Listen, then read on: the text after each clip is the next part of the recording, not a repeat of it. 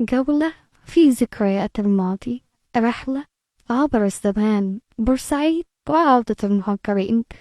هنبدأ الأول بالصلاة على الرسول، ثبتنا المكان وغيرنا الزمان، ورجعنا بالزمان لعودة الطير العشر وعودة المهجرين للمدينة بسلة بورسعيد.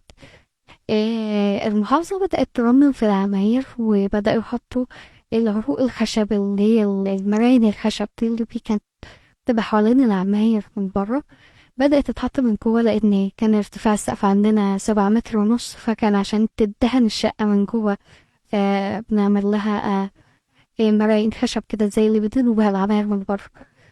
آه بدأوا يصلحوا في العمارة، لما كان النور يتقطع كنا نروح بابور النور.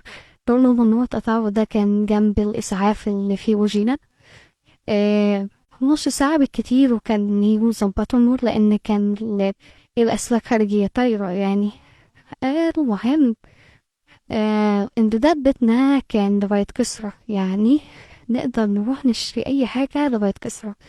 ماما بقت لنا ده الشلبي بتاع الفول، ده الشربيني بتاع العيش، ده عم بدران بتاع البن، ده عم الطيب بتاع الجزم، ده أحمد سلامة شعبان ودر المكتبة. آه بس أول ما المنطقة الحرة فتحت و بدأت المحلات تشتغل وبدأ الناس أقرب يجوا بورسعيد، بقت حدودنا لغاية التجاري، لأن التجاري كان زحمة وصعب جدا إن أطفال صغيرين يقدروا يعدوا منطقة التجاري. والحمد لله المدارس كانت ما قبل التجاري، يعني بعدنا بشارعين مدرسة الجمهورية أو الوصفية. قدامنا شارعين القناة والتحرير وثانوية بنات، فدي المدارس اللي أنا كنت فيها حوالين البيت ومبعدناش كتير.